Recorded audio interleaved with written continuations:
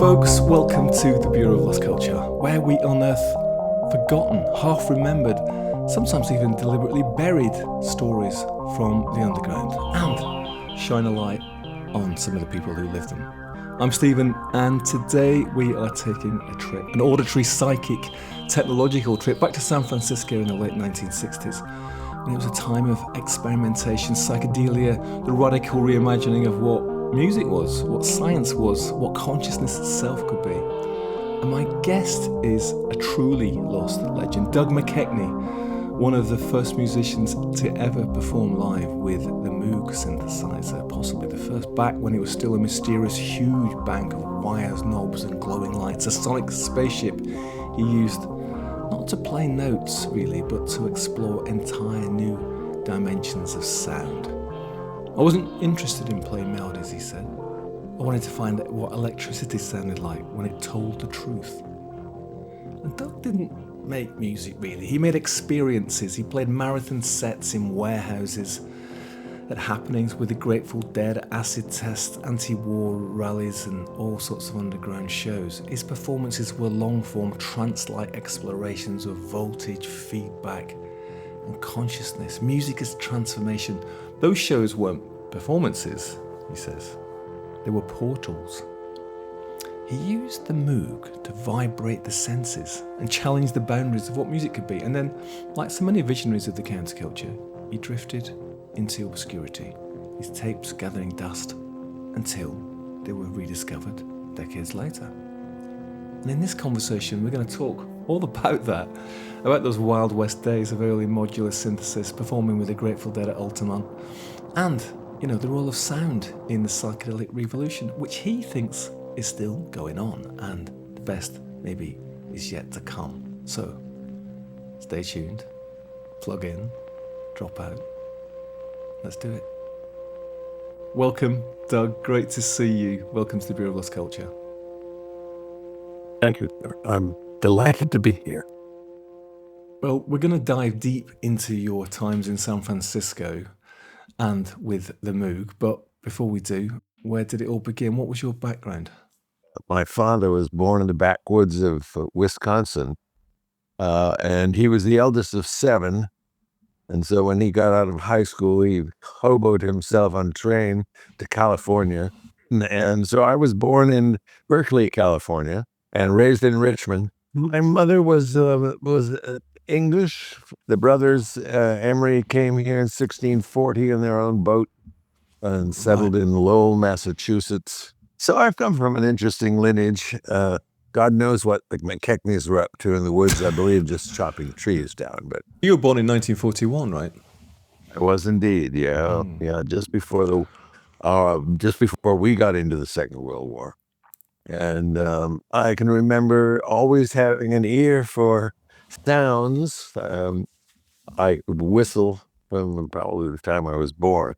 They attempted to get me to play the violin at the age of 4, which fortunately didn't pan out. And it wasn't until I got into middle school and high school that I got into choir and began singing, which was pretty much my original instrument.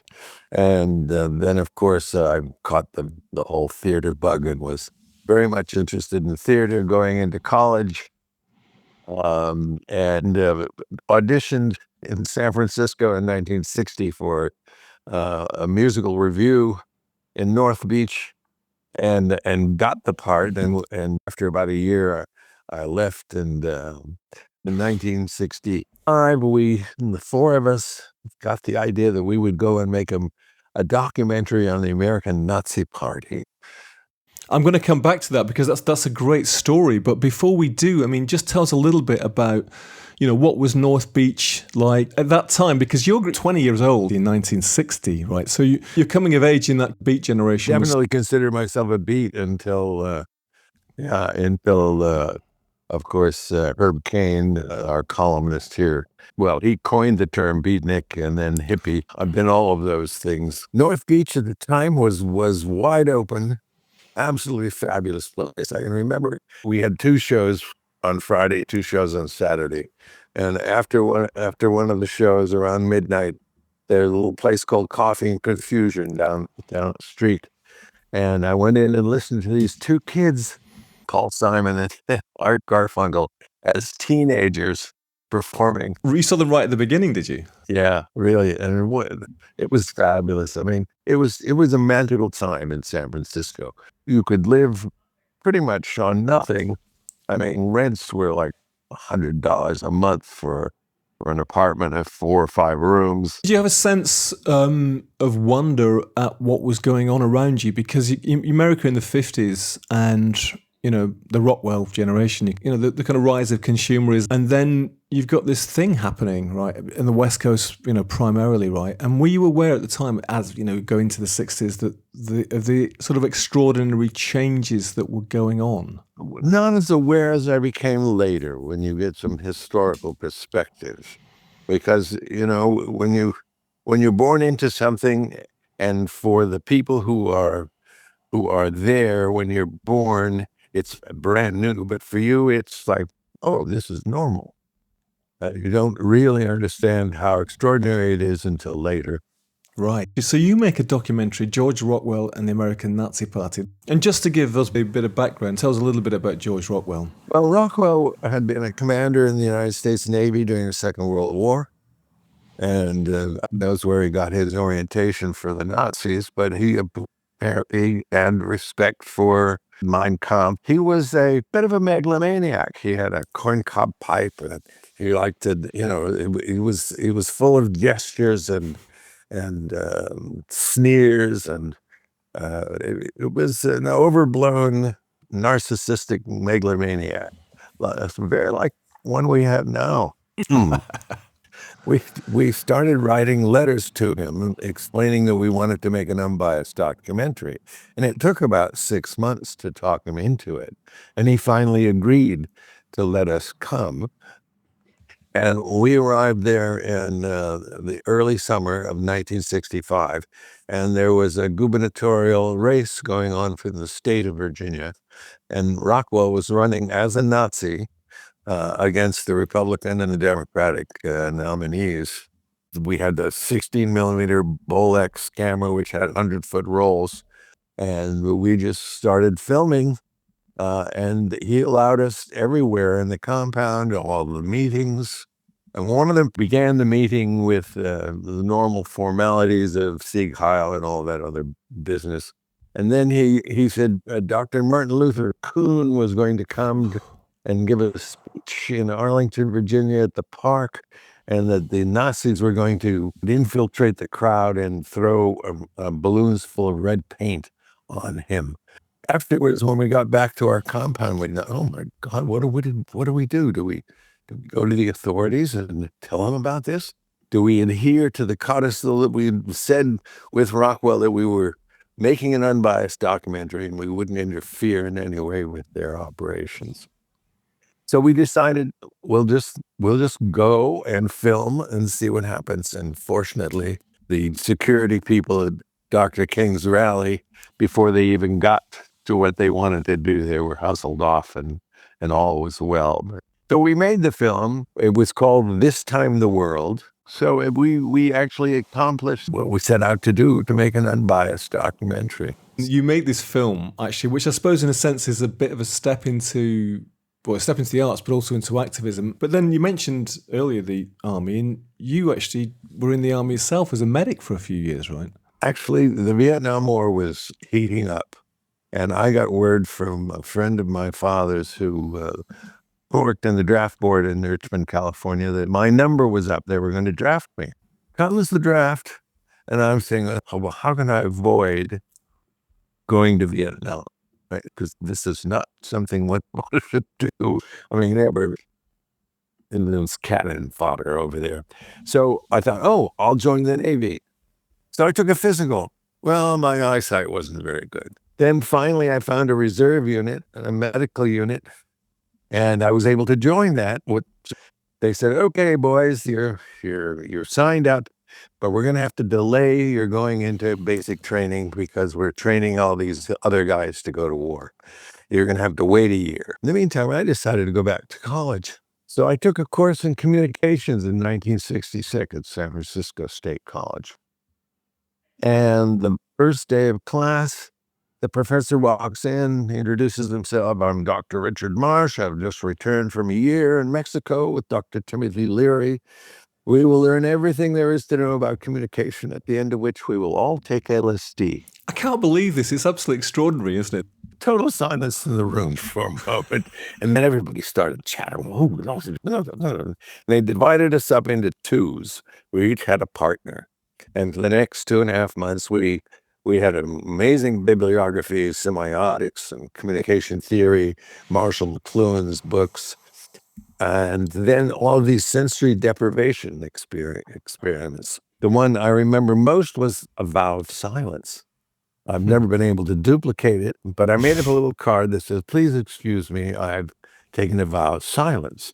And I would give this to people who would ask me, "Well, come here, not talking." And they would look at it and they would go, "Well, yeah, but why?" And of course, I couldn't say anything. The first day, I could hear everything I would normally have said into conversation, and realized, for the most part, to my chagrin, all I was attempting to do in any response was to turn the conversation back to me.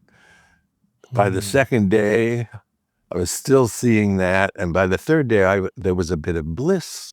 I didn't have to respond to anything. By the fourth day, I was just like, I may have wind up living this way the rest of my life. On the fifth day, I was driving downtown with some friends of mine who stopped at a stoplight, and this bum comes across the crosswalk, stops, turns, and looks directly at me in the car and bangs his fist on the hood of my car as hard as he could. And I was just like, but I didn't say anything. When I got home, I went into my study and I spent about an hour on the typewriter just responding to this incredible energy. And the next day, a friend of mine came down with blood streaming down his face. And I broke my silence saying, "Let's get you to the hospital." So my partner and I decided we would go through the Christmas business, and then we would take LSD after Christmas, which we did. And 3 days later, I went into the United States Army. So this is 1966. So this is your first experience of LSD. Can you remember it still to this day? Yes, indeed. At first, nothing happened. And then things started to morph and move. I mean, I remember opening a refrigerator door and seeing a jar of something or other, like live worms in there. But the overall experience for me was a confirmation of my citizenship in the universe. It was joyful and brilliant. It was just one of the most extraordinary experiences, and it confirmed a bunch of things that had just been sort of floating around out there. But it was a wonderful, wonderful experience. I had been so upset about having to go into the Army. 3 days later, after I was a blissful candidate, nothing bothered me. Yeah, you managed to get out of the army after a few years, and you split with your wife, Kitty, right?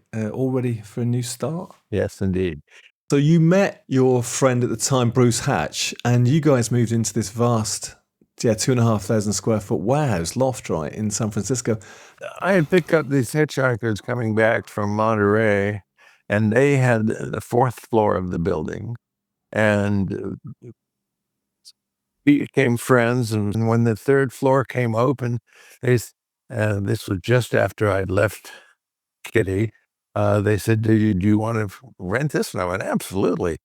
And so I put the money down, but I didn't have enough money to sort of continue. And I put an ad in the paper, and Bruce responded to that.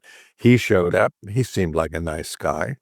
And I had no idea of any of his history or his background. Well, a couple of weeks later, these boxes started arriving. And out of these boxes came this monster machine. I had no idea of anything about it. And Bruce was an audio tech, but he wasn't particularly musical. And he had seen an ad for this Moog synthesizer, we called it at the time, until we met Robert Moog. he'd seen an ad for it and called his dad and said, "I want that." And $8,000 later, the thing showed up. Bruce was the son of a sort of wealthy Midwestern business person, wasn't he? So he had access to the funds. Yes, Hatchco water heaters. Yeah, lots of money there. And he put it together and showed me how it worked, and I was going, "Oh, this is incredible! Wow!" And within, I would say, about a month and a half, 6 weeks, I began lecturing in first in high schools and then in colleges on the Moog synthesizer. It was such a new thing that everyone wanted to see or hear it, and I would begin my lectures with "all things manifest in waveforms."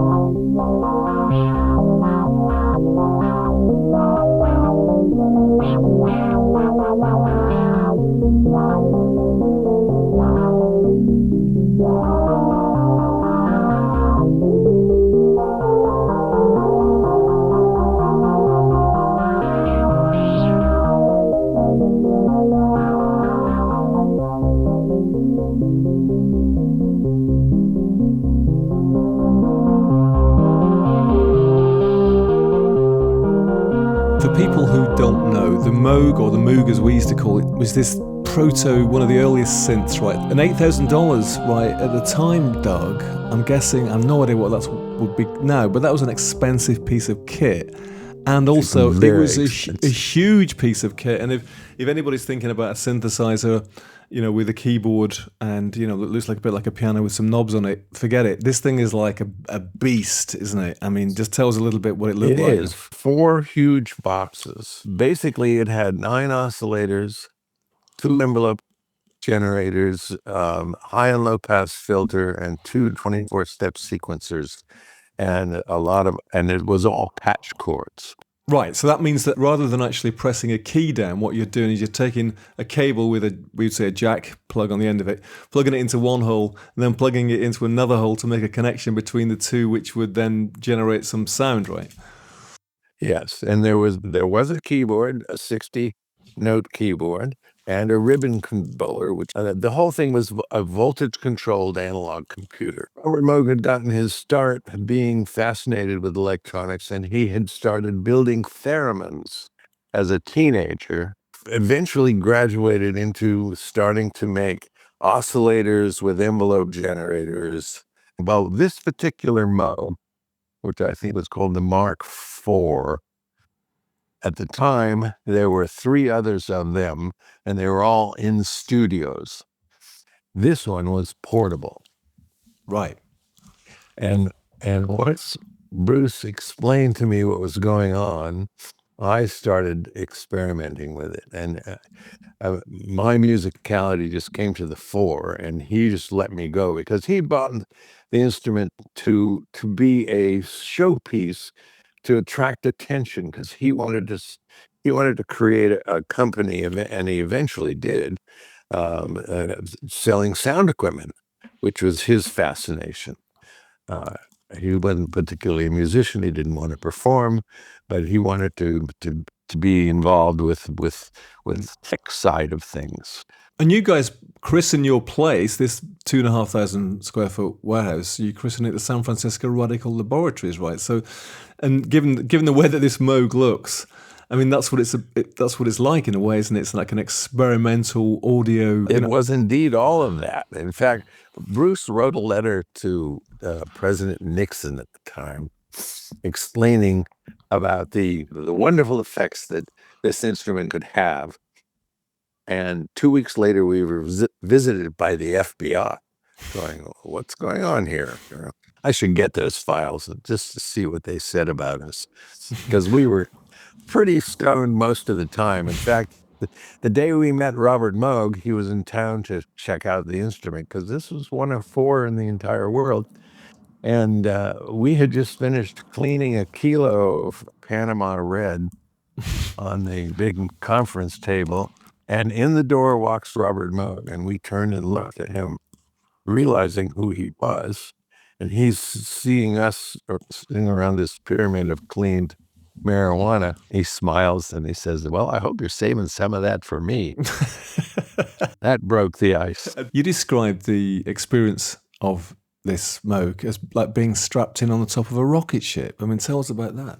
I never knew what was going to happen. I mean, I would set things up. There were 9 oscillators, and I grouped each set of oscillators in a group of 3. 3 in the keyboard, 3 in one of the sets of sequencers, and another 3 in the other set. Take one of the voices and put through the envelope generator, and then it would all go through one high and low pass filter. Basically, the oscillator is like the vocal cord. The high and low pass filter is like the interior of the mouth, and the envelope generator is like the tongue and the lips, so that you could articulate a sound. You can hear the overtone inside the high and low pass filter, and then I would set up 2 sequencers playing a repetitious pattern. I would play along with the keyboard with that as the lead line, and with the ribbon controller and my other hand, I would shape the sound in flight. For me, that was the thrill, because I never quite knew what would actually happen. So I would basically play along with whatever I had started to create. For you, it was like there was a parallel there. Even though this is a huge, bulky, boxy machine, which looks like something out of a laboratory, actually. For you, the analog is actually with the human body and the human voice. Yes. The excitement of effectively improvising with these unconventional sounds, and you never quite know what's going to happen next. This is this experience you described as being strapped on top of a rocket ship, right? Absolutely. Right. Yeah. And for me, I had to tell a story. And Right. I'm not satisfied with the Bleepler School of Music, which is mainly coming out of the academic scene. It had to have a beginning, a middle, and an end.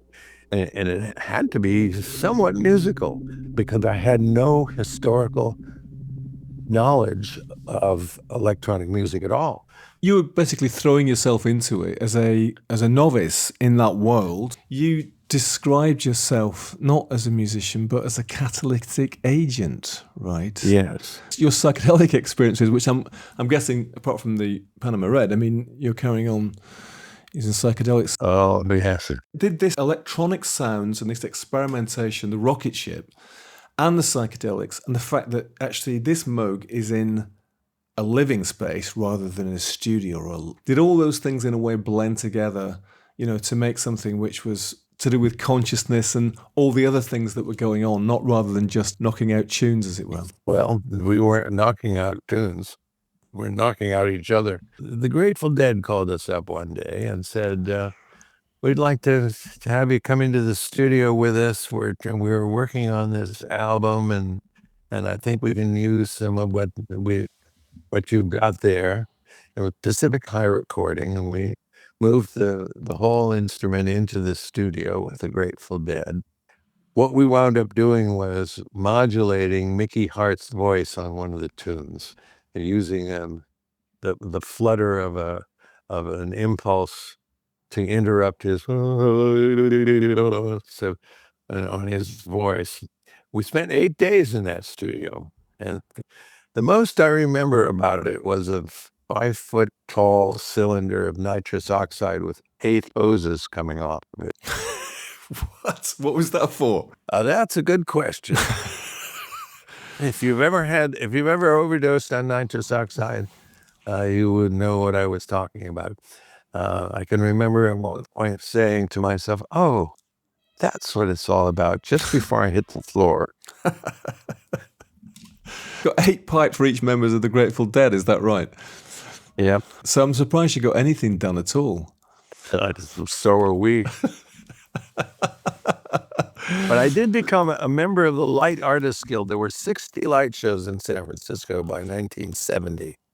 And I joined because I had a voltage-controlled analog computer, and I figured I could manipulate visuals as well as audio because it was all voltage.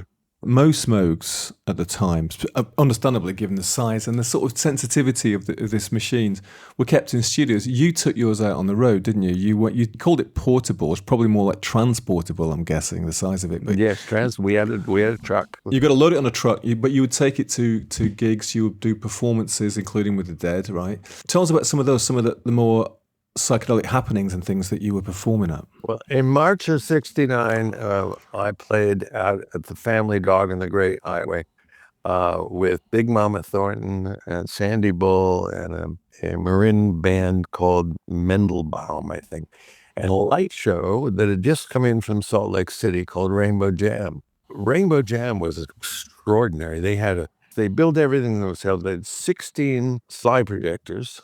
They had drawn on 35 millimeter blank film these panoramas, and they could project a 60-foot panorama, which they did on the wall of that Family Dog. And they had color wheels, and it was all controlled by these keyboards. It was a brilliant thing. And I had never seen anything like it, and they had never heard anything like the Moog. And it was a match made in heaven. That we became fast good friends. A year later, they invited me to come to Salt Lake City to perform with them in a planetarium. So we trooped up there and set everything up in the planetarium, and we had people lined up around the block to see our shows. And we would start the show underneath the Zeiss projector. Was a small little cavernous room that we could all crawl into, and that's where we smoked a little dope. And then we start hand jiving, which is a lovely thing to do with 3 or more people. And we'd take the hand jive and we'd hand jive our way out from the heart of the Zeiss projector up around into the theater, still doing the hand jive, and then I would pick up the rhythm with the Moog synthesizer and the show would begin.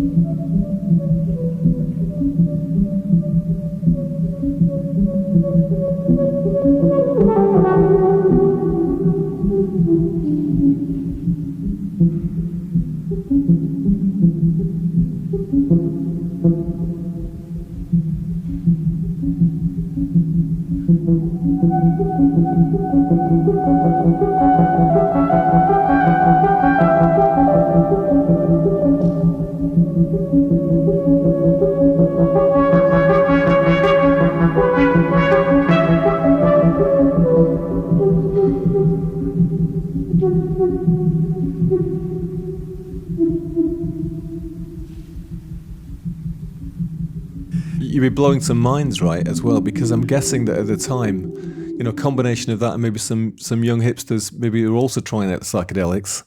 That's quite something to come into town, isn't it? You got Rainbow Jam, you've got you on the Moog. It's pretty out there, right? It was very much out there. And also, I mean, you played at Frank Oppenheimer's Exploratum in 1969. Now, I mean, people will be familiar with the name Oppenheimer, obviously, because of his more famous brother, right? Yes. But I mean, tell us about Frank Oppenheimer and what was happening there. Frank was a really interesting guy. He chain smoked continually, and he was very nervous. And the Exploratorium was a brand new experiment, really, in art and technology. And they asked us to come and do something for the opening of the Exploratorium. And I was also involved with a dance company and a very nice light show called the Holy See Light Show with Ray Anderson. It was one of the 3 light shows that Bill Graham allowed in the Fillmore. And so we had a light show, the Moog synthesizer, dance company, and we did this lovely opening for the Exploratorium. Now, the Exploratorium was where people could come with scientific things that were interesting for people to see and experience and actually do and play with themselves. And it's still going strong in San Francisco now. But Frank asked me to come and be his assistant, and I was too busy fighting this magic tortoise to get off and go and sit in an office somewhere. You did the Exploratorium, you performed at Berkeley Art Museum, these extraordinary shows, with Rainbow Jam and, the planetariums and stuff. And you did Terry Riley, Seminole in C at San Francisco Opera House. So you're playing sort of right on the edge of art and music and science. Did you find that what you were doing was somewhat out of step with what else was going on in the kind of like 60s at the time, which was a lot of kind of psychedelic rock, basically, including of course, the Grateful Dead. But, you were doing something which is much more, in a sense, avant-garde, weren't you? Yeah, I was actually never particularly interested in rock music. I had been raised in the East Bay on West Coast jazz, and I got into it as an early teenager, a bit of a snob, I guess. When Elvis Presley came along, I was embarrassed for him. That free jazz scene and even bebop, in a sense, it's much more akin to what you were doing, isn't it? It's experimental, it's improvisational, you're not repeating the same thing twice. You didn't edit, you basically went in and whatever happened. It was different each time. We did record, but we never edited. Right. And nor did we ever do any overdubs of any kind. No overdubs. Everything was all completely live. There is this famous event, or infamous, I guess, for you, which is where these two things come together, because you're playing at Altamont, the free concert festival in '69, which people are probably familiar with because of the dark things that happened there. But during the Grateful Dead set, well, you're playing, and what happens? Tell us. It actually started with them calling us pretty much the night before and saying, "Hey, can you come out and help us set up the sound and the stage?" And I said, "Sure, if you let me play." And they went, "Oh, okay, fine." So we went out there and we helped set everything up, camp out on the little hillock behind the stage. And I got the bright idea that I would play the sunrise. So I left the Moog set up and connected up to a battery and woke up at 6:45 and got up and I played for about 20 minutes. went back to bed. Two things. When I was on stage and everything was all set up, the mixer was in a scaffolding tower out in the middle, up above the audience. God knows how they communicated, probably by hand signal from the stage to Owsley, who was actually on the board at the time. So Owsley Stanley, who of course was famously was the person who provided acid, high grade acid for everybody, but in particularly for the Dead. He was actually mixing the sound. That's correct. I decided instead of doing something conventional, I would do a siren from 55 cycles up to 20,000 cycles. So this slow ramp up all the way to stratosphere. Thrill the crowd, I thought. Well, you take 55 cycles and you start that at full volume, and the needles on his board started to go up towards the red, but there was no sound. Subsonic, right? Yeah, subsonic. And so in my mind, I thought, okay, Owsley's up there and he's on acid and he sees his needles going up, but nothing's happening. And so he freaks out and just shuts me off. Or I woke him up at 7:00 in the fucking morning with my 20 minutes worth of Moog to the sunrise, and it pissed him off so that he thought, well, when that motherfucker comes on stage, I'm just going to shut him off. So one of those two is what really happened. Who knows at this point? Did get to play at Altamont. You did. And the 20 minutes is actually on tape. Somebody recorded it and put it up on YouTube. So it's there. Amazing. But I mean, it does say something, doesn't it? I guess what you were doing was, not connected with rock at all, but there was some strong connections with the counterculture. You also started to be with Alan Watts, right? A Zen exponent, right? A Zen monk, I guess. Very influential. He was a Zen master, that one. I had a gig in Sausalito at the Sausalito Arts Center, and Alan Watts showed up. And they brought these 4 beautiful young ladies barefoot. And after the show, they stuck around, and we wound up with me playing on the synthesizer and these 4 dancing girls having their way with themselves on the dance floor. And then we all went back to the big boat that they lived on Pier 5, and we spent another 4 hours well into the night and many bottles of red wine. Watts was an extraordinary. I mean, I listen to his lectures now, and he was a sweet guy with his penchant for red wine. It was a thrill to have gotten to know him. So, I mean, did you feel at the time that you were part of this kind of movement that could potentially, change the world? In your case, change the world possibly through sound. I mean, one of the things which is fascinating to me in talking to people who were around at that time is that sense that a lot of people had that this was it, that the world itself was on the brink of potential great change, that all the things that were happening with LSD, with art, with new ways of living and loving and new ways of thinking, music through sound, that the world, could be radically changed. It is changing. It is.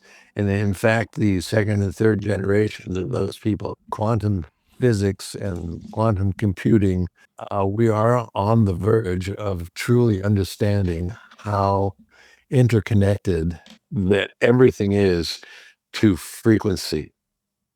Tesla said the same thing. If you want, at the time, did you feel that the world was on the brink of change and that you were part of this countercultural movement which was helping to bring it about? I was alone out there. On one sense, on the West Coast, there wasn't pretty much anything else like it, and it was an extraordinarily heady feeling. Because you were on your own, because there was nobody else doing what you were doing at the time. Yeah, and no instruction manual. Everything that you were doing was a bit like starting afresh. For every day, and something new would come along. It was quite amazing. Did you feel that you had any sort of allies or any, compatriots in this way of making sound and what you're trying to do at all? Well, Terry Riley for sure, but it was all new. There were no frames of reference. to attach it to. So everything just sort of streamed by, if you will. But your connections were not necessarily with other people who are making music. There were people like Alan Watts, for instance, so philosophically. Yes. So you're working with filmmakers as well. You know, you're definitely more in the arts and visual world as well. But then this thing happens, which, you know, in your story, for me, you know, seems extraordinary and sort of rather devastating, which is that Bruce Hatch sells the Moog. I mean, tell us what happened. I mean, and tell us how that felt. Well, it was devastating for me. The instrument went away. Now, for Bruce, he needed money to start his company, Sound Genesis, and he was able to get $5,000 from selling the instrument. And originally, it was supposed to go to the Byrds, and they, for some reason, decided against it, and then it was sold to Tangerine Dream. I mean, that's an extraordinary thing, isn't it? I mean, because of Tangerine Dream become, you know, commercially successful by using that machine, don't they? Yeah, and they used that machine. And by that time, Bruce had tricked it out with switches, so we didn't need to use patch cords all the time. So it became a bit easier to use. How did you feel about that? I mean, how did you feel, and did that affect your relationship with him? With Bruce? Oh, no, I love Bruce. He's a sweetie. We always got along famously, so I was happy for him, but I was devastated. And so I thought, well, damn, I need to learn to play the piano, because the Moog at that time was a single note instrument. With the two sequencers, we could create a trinity of sounds. But so I got myself an old upright for a couple of $100, and you went polyphonic. I went polyphonic, but I had kept all of my recordings, and I never released them. I didn't try to make an album or anything, because the music industry at that time were just snakes. They would cheat and lie and take 90% of whatever was happening as profits and leave nothing for the musician. It was just awful. So I just sat on the archive, and I would use portions of it occasionally. When we made the very first completely extraterrestrial film, I used part of the Moog sounds as part of the soundtrack for that. It was nominated for an Academy Award in 1977, called Spaceborne. Not a single frame of the film had been shot on the planet, and we basically just made a trip to the moon and back with just music and the visuals. But it was a groundbreaking film.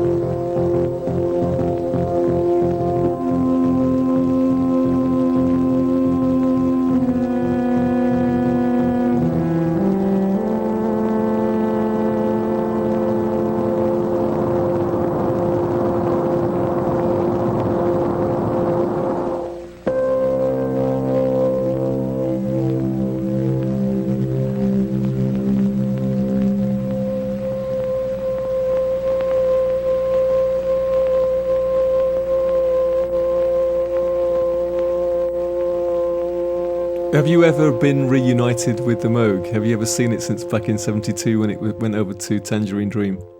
No, I've often thought about that. It was such a strange instrument.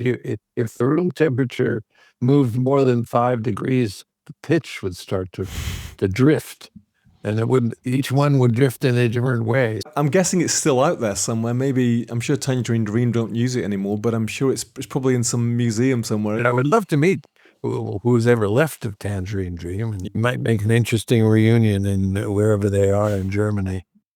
Yeah, your life sort of post Moog was that you went on, you wrote soundtracks for films, and also you founded the San Francisco Synthesizer Ensemble. Yeah, that was fun. You did this incredible thing. Tell us about when you used the Golden Gate Bridge as an instrument.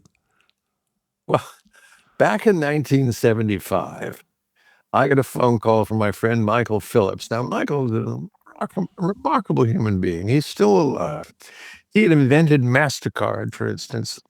I met Michael at an event in 1971, and when I lost the instrument, I was really despondent, and Michael came along and said, "Douglas, I'm going to be your very good friend. You have nothing to worry about." He had also helped create the Whole Earth catalog with Stuart Brand, and Stuart was the one who told the astronauts, "Take a picture of the Earth while you're out there." Nobody else has done it, and that was the first iconic photograph of the whole Earth. Michael calls me up, 1975, July, and says, "You have that equipment that you just got from Japan? You have that portable cassette recorder?" And I went, "Yeah." He says, "I'm coming right over." So he comes over with his friend, Arnie Lazarus, and Arnie has just invented a device which he calls a flat response audio pickup. Changes mechanical energy into electrical energy, and it's basically a glorified pickup, but like for a guitar. He has the first edition of a thing called Music Works, newspaper about music in the Bay Area, and on the cover is a picture of a robot plucking the Golden Gate Bridge like a harp. And Michael and Arnie said, "We want to go out on the bridge and hear what this cables sound like. All we need is your tape recorder." So I went, "Great." I grab a big sculptor's mallet as I'm going out the door, and off we went to the bridge. When we parked up at Vista Point and walked back onto the bridge, three guys around 11:30 at night at this point, headsets, wires, boxes, and a hammer. And we attached the pickup to the first cable and gave it a whack with the hammer, and a standing wave. Pew, pew, pew, pew. Oh, amazing sound. We go to the next cable, hit that one, bang. Third cable we got to, suddenly there are two highway patrol cars with lights flashing. They pull up and jump out of the car with their guns drawn. Now this is pre-terrorism, but still, three guys, boxes and wires on the bridge, and I'm taking any chances. And I rewind to the last big hit we had on the tape, and as the cop walks up with his gun drawn, I said, "Here, listen to this." After he said, "What's going on here?" So to his credit, he puts his gun away, puts on the headset that I push play. He breaks out in a big grin and goes, "Oh, yeah, okay, I get it. But you guys can't be here." "Yes, officer, fine." We left.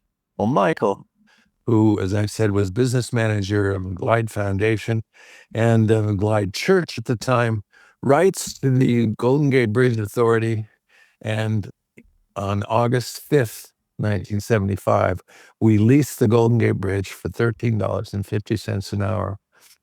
And 20 of us went back out on the bridge from between 2 a.m. and 4 a.m. in the morning.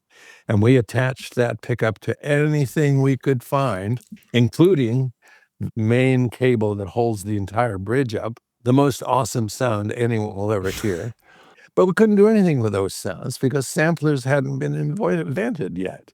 But we knew that was coming. And sure enough, in 1981, Emu Systems down on the peninsula invented a sampler keyboard. I learned that the Golden Gate Bridge was going to be celebrating its 50th anniversary in 1987.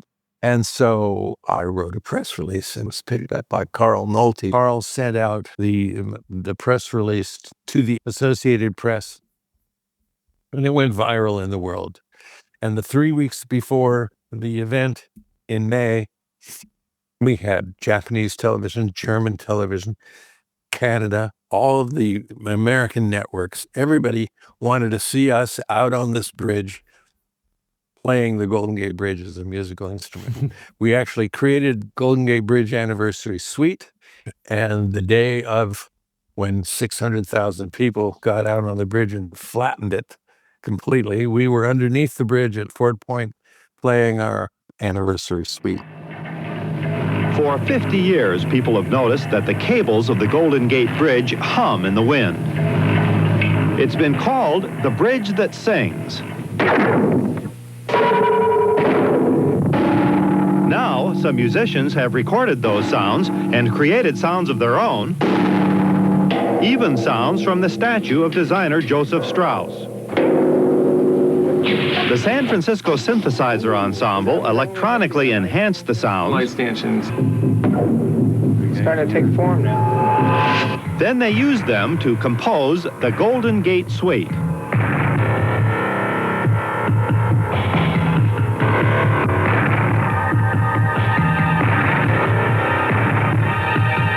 Golden Gate Bridge is a great symbol. It's really become a symbol like the Statue of Liberty. And the fact that we're actually able to play the Golden Gate Bridge like a musical instrument, I think, has captured a lot of people's imagination. One movement of the suite evokes construction of the bridge. That took 4 years, cost $35 million. There was enough cable to circle the globe 3 times.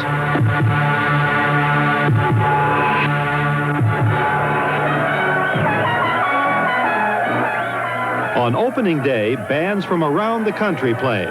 200,000 people walked across the bridge, and San Francisco partied for a week.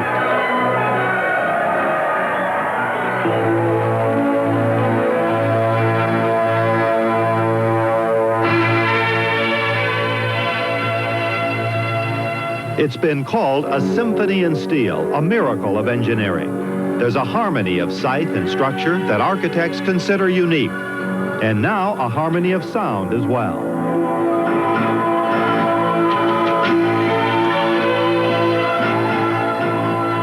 The Golden Gate Bridge at 50, experts say it could last 1,000 years.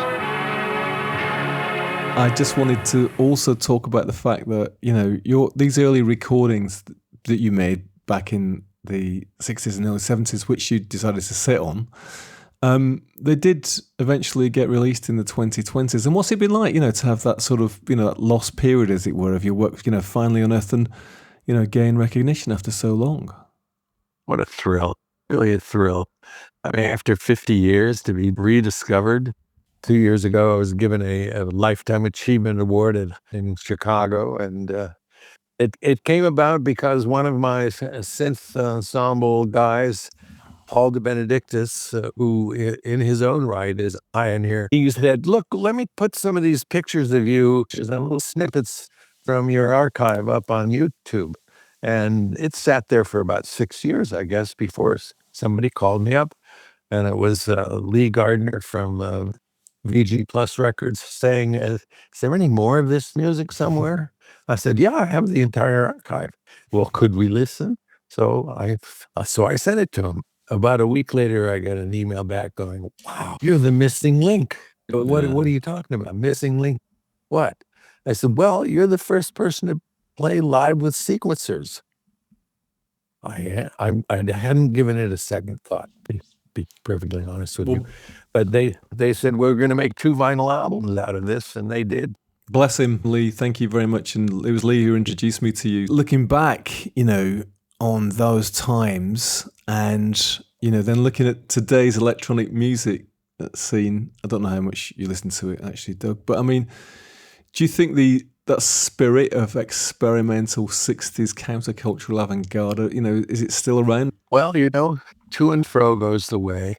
It's a pendulum, and it swings back and forth. It's not a merry-go-round. I mean, we're all spiraling through space on some level. I see the future of waveform technology is extraordinary. They're already doing subatomic surgery, bloodless surgery with frequencies.